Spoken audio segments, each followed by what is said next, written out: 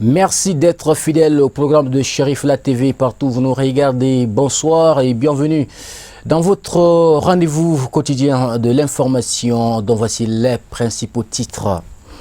À la ligne de l'actualité, l'hôtel Columbus 6 à la CIDIMIL abrite les travaux de la 9e session ordinaire du comité de pilotage du Fonds Climat Mali à suivre dès le début de votre édition. Autre titre de l'actualité, une journée de solidarité a été initiée par les autorités administratives de Tomignan dans la région de Ségou en faveur des déplacés victimes de la crise sécuritaire qui prévaut dans notre pays. Vous aurez plus de détails avec nos envoyés spéciaux au cours de cette édition. Voici pour le menu de votre édition. Bonsoir et bienvenue.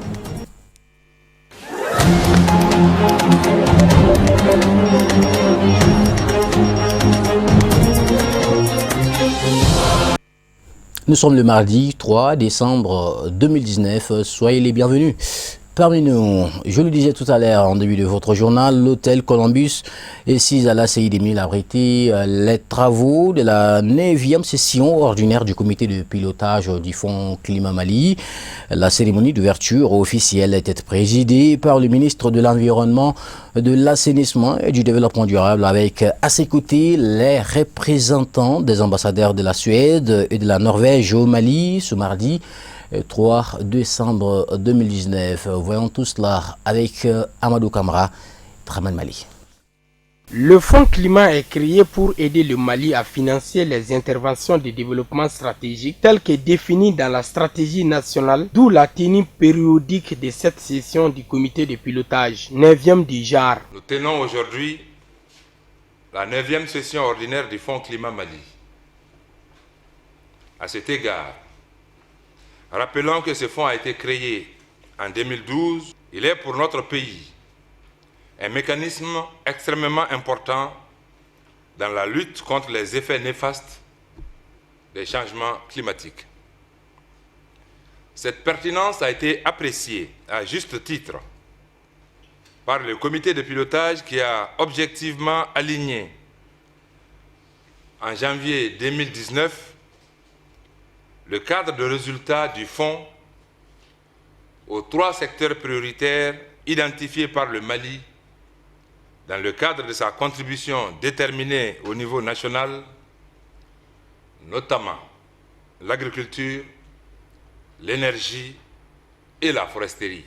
Le ministre, dans son intervention, a remercié les gouvernements des royaumes de la Suède et de la Norvège pour leur appui financier et constant à l'endroit du fonds, avant d'ajouter que l'année 2020 s'annonce cruciale pour le Fonds Climat Mali en raison d'intenses activités. Le Fonds Climat Mali, avec des financements approuvés à hauteur de 12,85 millions de dollars américains, touche actuellement 118 communes à travers le pays, ce qui permet de contribuer de manière visible et efficace au renforcement de la résilience des populations rurales durement touchées par les changements climatiques. C'est le lieu pour moi de saluer l'engagement des bailleurs traditionnels du Fonds Climat Mali, que sont les royaumes de Suède et de Norvège, dont l'accompagnement constant a permis d'avoir les ressources financières nécessaires au financement des projets soumis au Fonds Climat et de lancer un 4e appel à proposition. L'objectif global du fonds est de permettre la mise en œuvre intégrée du cadre stratégique climat pour passer d'une approche projet à une approche multisectorielle. À cette fin, le fonds fournit 5 types de services indispensables pour soutenir cette démarche transformative. Cette 9e session du comité de pilotage du Fonds Climat Mali est celle que nous connaissons de façon ordinaire pour traiter des questions de bilan et de perspective dans le cadre de la mise en œuvre du Fonds Climat Mali qu'il faut rappeler est aujourd'hui financé par le royaume de la Suède, le royaume de la Norvège et le gouvernement de la République du Mali. Pendant qu'il est attendu de grands partenaires potentiels à partir de l'année 2020. Donc nous sommes là ce matin pour examiner tout ce qui a été fait, que je m'empresse de dire que nous couvrons déjà 118 communes du pays. Envisager dans un proche avenir ce qu'il y a lieu de faire. A noter que le Fonds Climat Mali est créé le 26 janvier 2012 lors de la signature du protocole d'accord entre le gouvernement de la République du Mali et les bureaux multipartenaires du PNUD. Le Fonds Climat Mali sera un outil essentiel pour mobiliser, accéder, ordonner et combiner des sources de financement domestiques et internationales, publiques et privées pour les actions prioritaires visant à atteindre l'objectif ambitieux du Mali d'une économie verte et résiliente du climat. Nous partons pour la commune rurale de Timissa, celle de Tomignan dans la région de Ségou. Autorités administratives et populations ont initié une journée de solidarité à l'endroit des déplacés victimes de la crise sécuritaire qui prévaut dans notre pays actuellement. Cette action d'humanisme, de fraternité, de solidarité agissante a eu lieu samedi 30 novembre 2019 sous le patronage du sous-préfet de la localité. Voyons tout cela avec nos envoyés spéciaux, Al-Hamidou Badini, Abdoulaye Sougodogo. Depuis 2012, le Mali traverse une crise sécuritaire avec comme conséquence des centaines de déplacés à l'intérieur du pays. Ici à Timissa, on en compte 1725 repartis dans différents villages de la commune. La jeunesse de la localité, à travers l'Union des jeunes Dogons résidant en Côte d'Ivoire, a décidé de venir en aide à ces déplacés victimes de conflits en leur offrant des vivres d'une valeur de 600 000 francs CFA. On les a montré la situation parce que du jour au lendemain, les gens ne faisaient que venir dans la commune dû vraiment à l'insécurité. Donc, vu l'état et leur logement aussi, bon, c'est pas facile, surtout la restauration. Donc, on les a demandé une aide financière, s'ils peuvent nous venir en aide pour avoir quelque chose pour se déplacer. Le Haut Conseil islamique de la région de Ségou, par l'entremise du service régional du développement social et de l'économie solidaire, a également offert 51 colis d'habits à ses déplacés. Au nom du service du développement social et de l'économie solidaire de Tomignan et au nom de la direction régionale aussi,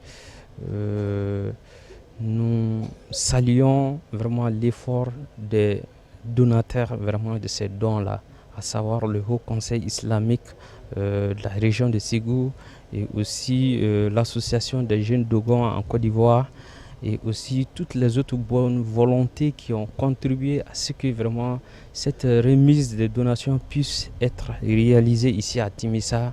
Le sous-préfet de Timissa et le maire de la commune ne sont pas restés à marge de cette donation. 40 sacs de maïs de 100 kg à hauteur de 400 000 francs CFA, c'est par ce geste qu'ils ont voulu témoigner de leur solidarité à l'endroit de nos concitoyens. Ces déplacés sont au nombre de 1725, répartis en 13 villages. Nous avons 30 villages officiellement, ces déplacés sont dans 13 villages, 1725. Maintenant, à travers du développement social local, ils ont donné un fiche de recensement concernant les déplacés. Et c'est par rapport à ça qu'on a pu faire le recensement en collaboration avec la jeunesse communale qui nous a aidé fortement et en cohérence avec le secrétaire général de la mairie. Ils ont pu faire le recensement durant une semaine et avoir ces données-là. En rassurant les populations de l'appui continu des autorités, le sous-préfet de Timissa a remercié les populations pour leur hospitalité avant de saluer les différents donateurs pour leur générosité. Vraiment, je remercie cet élan de solidarité de la part des populations de Timissa. Ensuite, au-delà de tout ça, là, il y a le Haut Conseil islamique qui a bien voulu aider ces déplacés. Il y a le développement, à travers le développement social régional de Ségou. Il y a aussi les jeunes de Timissa installés en Côte d'Ivoire qui ont voulu apporter leur aide. Ce sont des Maliens comme nous, ce sont nos frères. Donc chaque fois que nous voyons un Malien en détresse, nous devons apporter notre aide, nous devons apporter notre concours et c'est cela qui est demandé. Rappelons que la somme de 600 000 francs CFA de l'Union des jeunes Dogons résidant en Côte d'Ivoire a permis de payer 10 sacs de 100 kg de mil, 60 sacs de 50 kg de maïs, 10 sacs de 25 kg de riz, 5 sacs de 50 kg de riz, 10 bidons d'huile et des produits d'assaisonnement. Les autorités communales ont saisi cette occasion pour inviter le gouvernement à plus d'implication dans cette localité du pays en termes de soutien au développement, notamment la construction de tronçons routiers reliant Timissa au carrefour de Djenné, soit une distance de 13 km environ. Et puis cette actualité qui défraie la chronique actuellement au Mali, cérémonie de passation de pouvoir entre le président sortant du Conseil national de la jeunesse CNJ Mali, Souleymane Satigui Sidibé, et le tout nouveau Amadou Diallo. Le président élu place son mandat sous les signes de la paix et de la cohésion sociale entre tous les jeunes du Mali. Par la même occasion, il invite ses autres camarades candidats à se joindre à lui pour apporter leur pierre au développement économique, social et culturel de notre pays. À l'issue de la cérémonie qui s'est tenue au siège du CNJ Mali à Sotiba, un nouveau bureau de 45 membres a été mis en place. Suivons ces propos recueillis par Amadou Diallo et nous Homkone.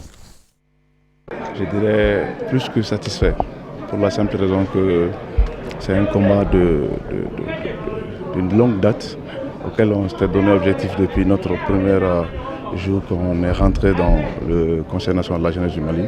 J'ai dit, je vais rendre service à cette jeunesse, qui est la jeunesse malienne. Donc c'est vraiment une satisfaction aujourd'hui que je prends la tête du Conseil national de la jeunesse du Mali. Comme j'ai dit tantôt, je place ce mandat sur la cohésion entre nous jeunes, sur l'entente, sur la tolérance, sur le progrès, sur l'employabilité, etc. L'objectif principal, c'est d'abord stabiliser. Comme j'ai eu à dire tantôt, ce qui se passe au Mali, c'est aberrant. Concernant la situation du Nord, tout le monde en parle. Et c'est nos frères jeunes qui sont tués tous les jours. Donc il faudra quand même apporter des solutions adaptées sur la réalité du terrain. Au-delà de ça, il faudra quand même réfléchir à ce qui se passe, qui est le chômage des jeunes. Donc il faudra quand même réfléchir, sinon adapter ce qu'on avait prévu comme projet de société à la réalité. C'est qui est entre autres de créer des opportunités, de renforcer les jeunes et de faire en sorte que les jeunes soient suffisamment outillés afin de faire face aux enjeux du moment.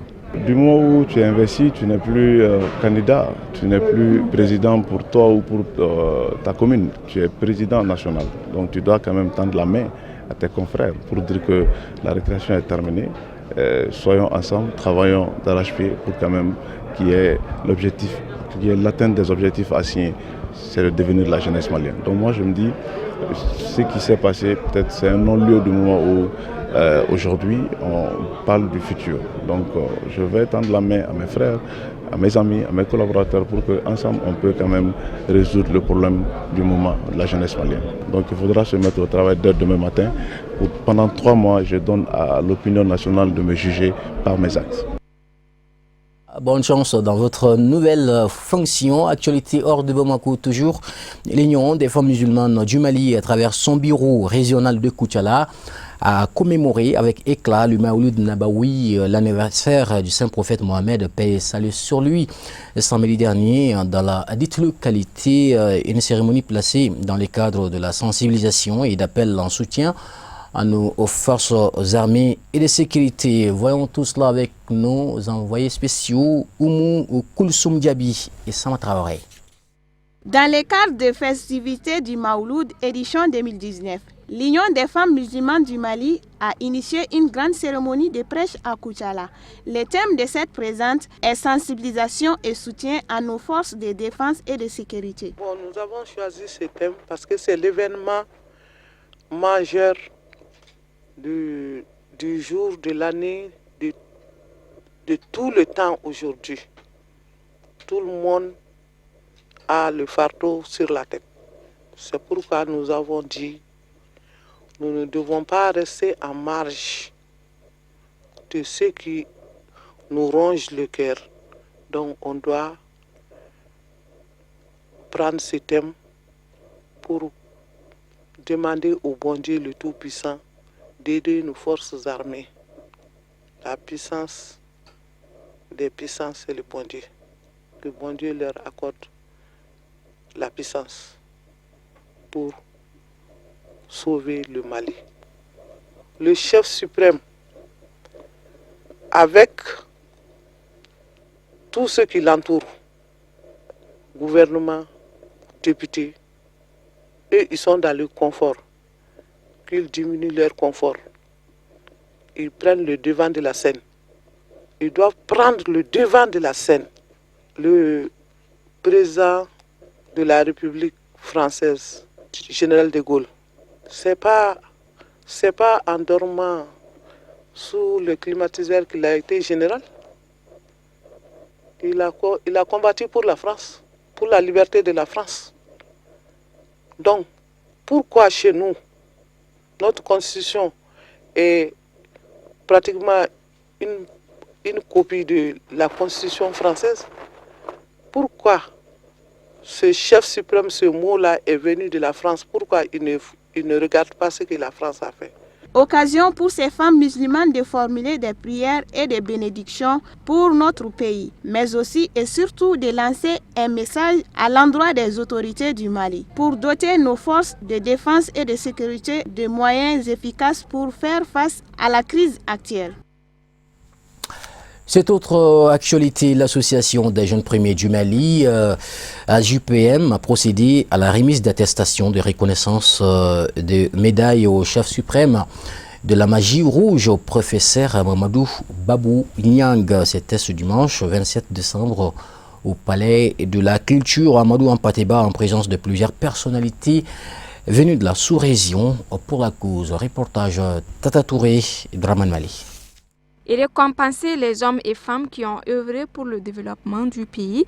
Tel est l'objectif de cette cérémonie de remise de trophées à l'endroit de Mamadou Babou Niang, chef suprême de la magie rouge, qui a consacré toute sa vie à la vulgarisation des valeurs culturelles africaines, en créant des associations détentrices de savoirs occultes, ainsi que des écoles africaines de mystère pour la mise en œuvre des valeurs africaines afin de protéger la population contre les mauvais sorts. Il faut que nous, les Maliens, soient reconnaissants. C'est à travers ça qu'on a initié vraiment le décret Babounia. Vraiment, c'est salutaire. C'est vraiment salutaire. Parce que le professeur Babounia a reçu beaucoup de médailles à travers l'Afrique. Il a fait beaucoup de choses. C'est un guérisseur, c'est un magicien. Bon, vous savez, les mots me manquent. Satisfait de voir la jeunesse de mon pays après 35 ans de travail, qui font des recherches pour récompenser mes œuvres. Donc je ne fais que les remercier et être satisfait. Prenant la parole, le représentant du parrain a salué la JPM qui s'est donné pour l'objectif de sortir de l'ombre les hommes et les femmes qui se battent pour l'épanouissement de ce pays et le bien-être des populations maliennes. Je suis très content de cette cérémonie. Ça m'a permis aussi de connaître le professeur, parce qu'autrefois je ne le connaissais pas. J'ai entendu parler de lui, mais j'ai été témoin de ses œuvres. Mais je ne savais pas que c'est lui qui était à la cause de ces événements en 1984. Mais ça m'a permis de lui connaître. Je crois que il mérite ce trophée. Et je me réjouis dans ça en tant que représentant du maire, parce que ça ne fait qu'il est motivé dans le bon sens. L'œuvre de la JPM, ce trophée vraiment... On dit au Mali, très généralement, on attend que tu quittes d'abord. Si on meurt, on essaie de dire tes œuvres après ta mort. Mais si on essaie d'apprécier les gens et de montrer leur bon sens, leur bon travail à leur vivant, vraiment c'est un bon travail, ça va les encourager. Et une seule personne ne peut pas sauver le Mali. Il faut l'ensemble, il faut que tous les Maliens se donnent la main, que tu sois détenteur de secrets, que tu sois porteur d'une forme, tous les Maliens jusqu'au sommet de l'État, il faut qu'on se donne la main et qu'on s'écoute, qu'on se donne des conseils, qu'on écoute les gens. Tu peux être chef d'État, tu peux être ministre, mais tu ne peux pas connaître tout plus que tout le monde. Donc il faut que les gens qu'on s'écoute, qu'on ait l'amour de ce pays. Donc tant que ça n'arrive pas, le pays est toujours dans le gouffre. Hein. Le professeur Babou Niang a prouvé que la magie rouge est un outil de développement. Il reste aux États africains de se donner les moyens pour promouvoir et de léguer aux générations futures la connaissance africaine au service du peuple. Et puis on s'intéresse à autre volet dans ce journal. L'harmattan étant la période d'intersaison est un moment caractérisé par d'intenses vents pouvant nuire facilement à la santé de l'homme, car ces vents peuvent être porteurs de virus et de maladies. Quelles sont entre autres les maladies avec lesquelles on peut entrer en contact? Quel comportement devons-nous épouser en ces temps-ci? Élément de réponse dans ce carnet santé signé Tata Touré.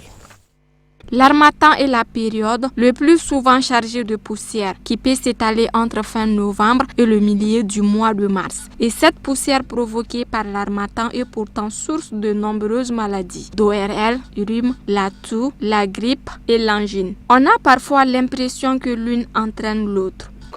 C'est pour vous dire que maintenant on a quitté la saison pluvieuse, on rentre dans la saison froide. Donc il y a beaucoup d'affections respiratoires maintenant, telles que les bronchites, tels que les rhumes et les otites.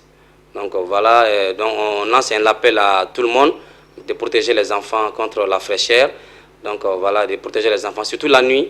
Donc quand ils sont couchés, de les protéger, d'utiliser moins la climatisation et moins d'insecticides. Au-delà de tous ces aspects négatifs, ces fléaux ont de nombreux symptômes communs comme les éternuements, la toux, l'écoulement nasal, les maux de gorge et les maux de tête, présents aussi bien chez l'enfant que chez l'adulte. Les signes de ces différentes maladies sont simples. Donc quand on prend les affections respiratoires en général, il y a les affections respiratoires, il y a les angines, il y a les bronchites, il y a les otites.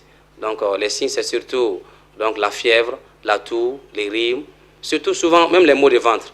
Un enfant, un nourrisson, un grand enfant qui se plaint des maux de ventre, qui tousse, qui est enrhumé, donc voilà les signes des affections respiratoires. Ou encore quand on touche à l'oreille de l'enfant, on va trouver que le trachée est douloureux, donc voilà c'est les signes d'otite. Il convient, pour être à l'abri de toutes ces infections, de prendre quelques précautions, entre autres. Éviter de prendre froid en se couvrant bien la nuit et le matin. Protéger les voies respiratoires à l'aide de cache-nez. Éviter le contact avec la poussière en nettoyant régulièrement les maisons et en dépoussiérant les meubles. Le motif de consultation, c'est encore, il faut que ça soit de l'actualité. Il faut que les gens viennent consulter les centres de santé quand il y a un problème au niveau de l'enfant. Parce que l'enfant, c'est pas comme les adultes. Ils ne peuvent pas parler, ils ne peuvent pas s'exprimer. Donc les mamans, quand ils voient que l'enfant a des signes vraiment qui ne sont pas tels, ils n'ont qu'à consulter un centre de santé.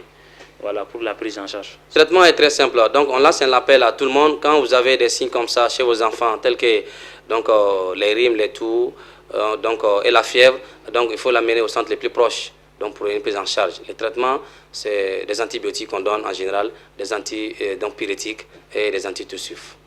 Mais surtout chez les grands enfants. Mais chez les tout petits, surtout la kiné respiratoire qui est vraiment en actualité au Mali, et qui est à base de pommades. Donc toujours un appel à tout le monde, surtout à nos mamans, à nos sœurs, de protéger les enfants et contre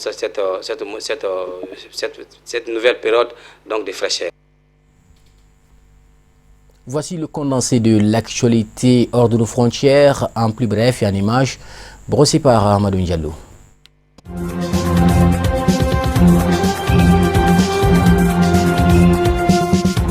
Au Tchad, les positions de l'armée ont été attaquées dans la nuit du 1er au 2 décembre dans la région du lac Tchad. Cette attaque que les autorités attribuent à Boko Haram a fait 13 morts côté djihadistes alors que 2 personnels de santé et leurs chauffeurs enlevés par les djihadistes restent introuvables. L'attaque a eu lieu entre Gouboua et Baga-Sola dans une zone peuplée où l'armée a installé il n'y a pas longtemps un poste avancé après l'enlèvement d'un médecin médecins, un infirmier et leurs chauffeurs qui empruntaient ce taxe.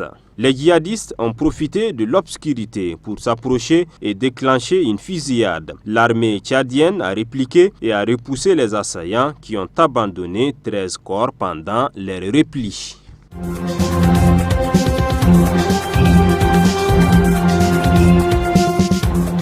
Au Cameroun, le lundi 2 décembre, le gouvernement a donné une conférence de presse où il était essentiellement question des élections législatives et municipales du 9 février 2020. Élections que certains partis politiques, entre autres le MRC, ont déjà annoncé vouloir boycotter et que d'autres, à l'instar du SDF, conditionnent leur participation à la fin de la crise dans les régions anglophones du sud-ouest et du nord-ouest. Pour le gouvernement, l'argument des tensions dans les régions anglophones du nord-ouest et sud-ouest, évoqué par certains partis politiques, notamment le mouvement pour la renaissance du Cameroun MRC, pour appeler au boycott des élections de février 2020, est infondé.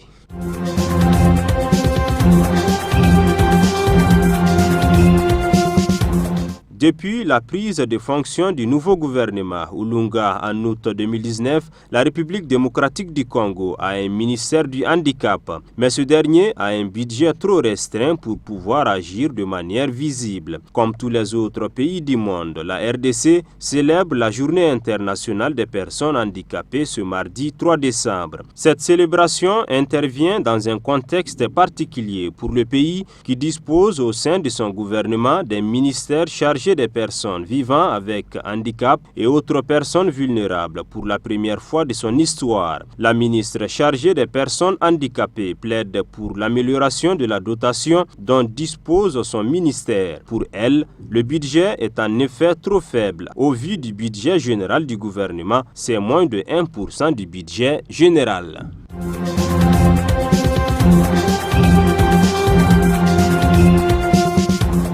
La mission des Nations Unies au Soudan du Sud, MINUS, a annoncé mardi avoir envoyé des troupes dans la localité de Maper, dans le centre du pays, pour empêcher de nouvelles violences communautaires qui auraient déjà fait 79 morts. 75 casques bleus des Nations Unies ont été temporairement redéployés à Rumbek, à Maper, pour prévenir de nouvelles violences entre communautés dans la région des lacs du Nord, a indiqué la MINUS dans un communiqué. Ce déploiement de soldats népalais intervient après que les autorités locales ont annoncé que jusqu'à 79 personnes ont été tuées et 101 blessées dans une série d'affrontements communautaires et d'attaques de représailles entre les communautés de Gak et Manué à environ 100 km au nord de Rumbek, a ajouté la mission.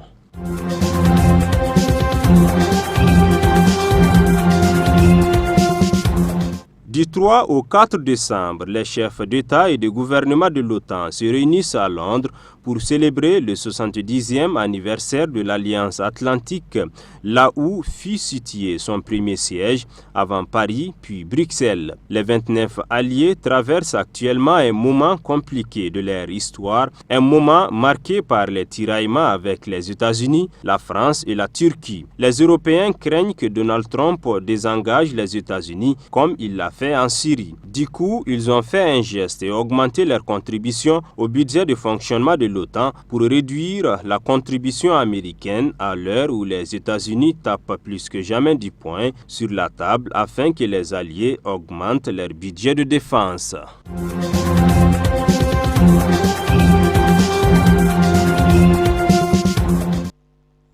Bien. Point final à votre édition du jour. Merci de votre fidélité solidaire au programme de Cherifla TV. Ne quittez pas d'un moment à l'autre. Amadou Kamara sera là pour le journal en langue nationale Bamanankan. D'ici là, je vous souhaite de passer d'agréables moments au programme de Cherifla TV.